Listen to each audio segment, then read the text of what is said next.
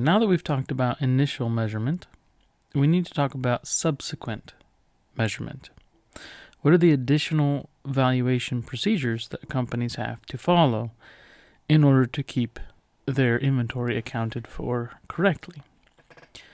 As we know, inventory has to be accounted for at cost. Now, this is the cost principle, right? As we've studied, the cost principle says that assets like inventory are to be recorded at cost, which is essentially what the company paid for the items. However, there is an exception to the principle. The exception to the principle is when the value of the item drops below its original cost. In order to determine if an item's value has dropped below original cost, an additional valuation procedure must be performed. The particular test is dependent upon the inventory cost flow assumption the company is implementing. Companies using FIFO or weighted average need to perform lower of cost or net realizable value. Companies using LIFO will perform lower of cost or market. Now, it used to be that all companies would do lower of cost or market. That was the standard procedure. Relatively recently, the FASB has switched to allow FIFO and weighted average companies to use the lower of cost or net realizable value because it simplifies the process and makes it a little easier to do. They haven't made that switch with LIFO companies yet because of some complications with the way that LIFO works. And we're not going to get into that in this video, but it's important to understand that sometimes there are different methods for different companies. So we're going to follow up and we're going to pick up where we left off with our cantaloupe exercise. And in our cantaloupe exercise, we're going to follow up basically using the FIFO numbers, the numbers that we had figured out on a FIFO basis. And under FIFO, we said that ending inventory had a value of $23.40. And it was comprised of 12 units. So what we have to do when we apply lower of cost or net realizable value is try to determine whether or not the value of these inventory items, the value of these cantaloupe, have dropped below the cost amount determined under FIFO. And so the way that we do that is by calculating the net realizable value.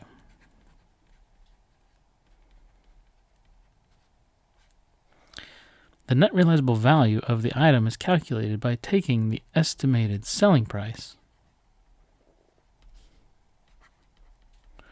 and subtracting any selling costs that we might incur. So this is basically trying to determine how much revenue we expect to ultimately claim when we sell one of these items. And so we're going to determine the net realizable value for our items. So we're going to say we have these 12 units. The estimated selling price per unit that we think we'll get is $3.80 now. And we expect to incur selling costs approximately 75 cents. So we are going to get a net realizable value here of $3.05.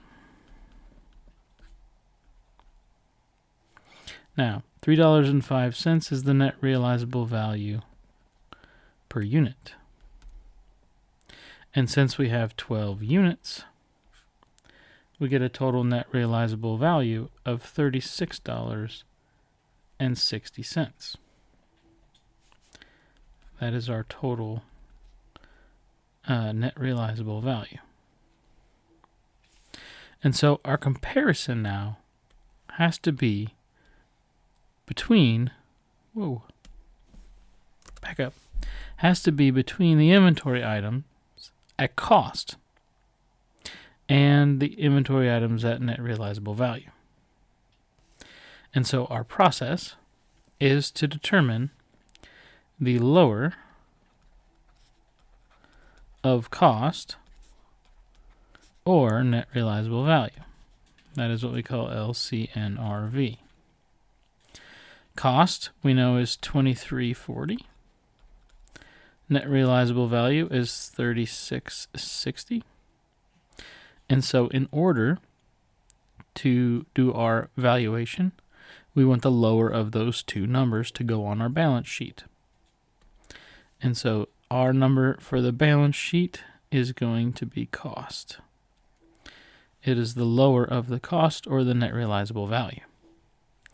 So I don't have to do anything else at this point. My cost is the lower amount, so I report my cost on the balance sheet. Okay? But that's the additional valuation procedure that I have to perform. Now, let's take it a little bit further and do an example that is not the cost being the lower number. So we still have ending inventory. Our ending inventory, we'll put example 2 here. Our ending inventory is still the same. Okay. Our ending inventory has a value of $23.40. And there's 12 units left, 12 cantaloupe left. Okay. We're going to determine the net realizable value. But in this case, we're going to say our estimated selling price now, for whatever reason, is down to $190. People don't want to buy cantaloupe anymore. So we think we're only going to be able to get $190 out of it. We're still going to have the 75 cents in selling costs. And so our net realizable value per unit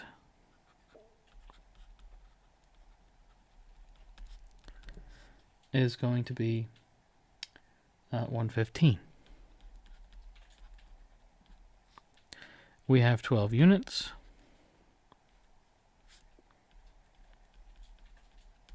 And so our total net realizable value is $13.80. And so when we look at this, and we're going to do lower of cost or net realizable value, what is our comparison? So lower of cost or net realizable value. Here cost is $23.40.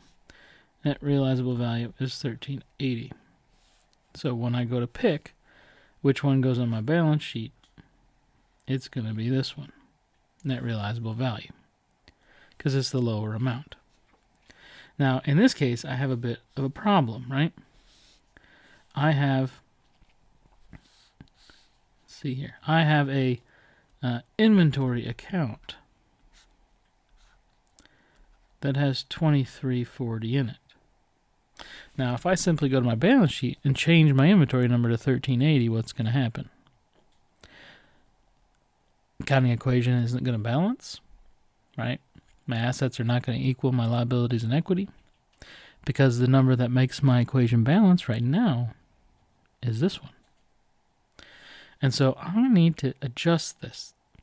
Now, there's a couple different ways you can do this, but the most simple way to do it is to make an adjustment to cost of goods sold. It's called the cost of goods sold method. So here in example 2, we have to do something. We have to do what is called a write-down.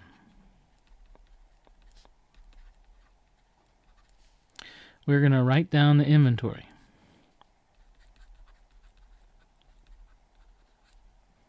And how do we do that? Well, we're going to make a journal entry for the difference. We want our inventory account here to be $13.80. That's the net realizable value, or the lower of cost or net realizable value. So how do I get from $23.40 to $13.80? I have to make a journal entry for $9.60 to plug in to my account. And I do that with the cost of goods sold method simply by recording an entry with a debit to cost of goods sold for $960 and a credit to inventory for $960. So that is my write down of my journal entry. When I post this entry here, the credit to inventory, right, is going to go into my inventory account, and it's going to reduce my inventory to $1380, which is my lower of cost or net realizable value. So again, we have to do this additional procedure for an important reason. We haven't touched on it quite yet, so let's make sure we get that. We do this whole process. I'm going to scroll back up to the top. We do this whole process because we do not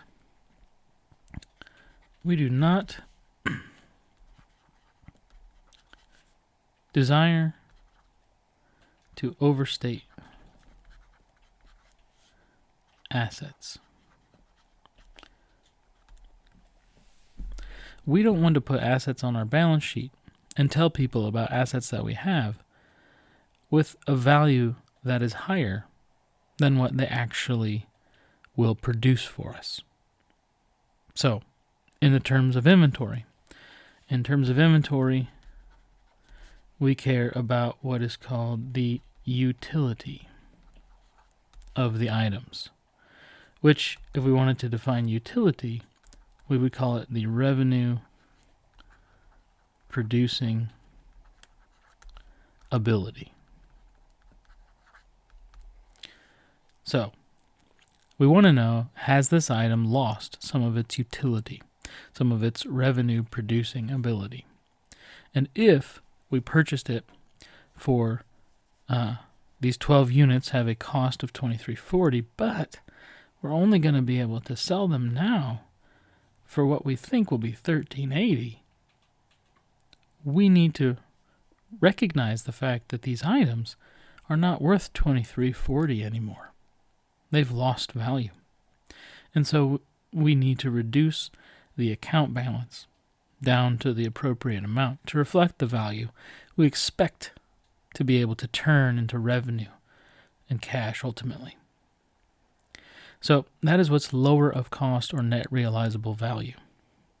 In the next video, we're going to talk about lower of cost or market.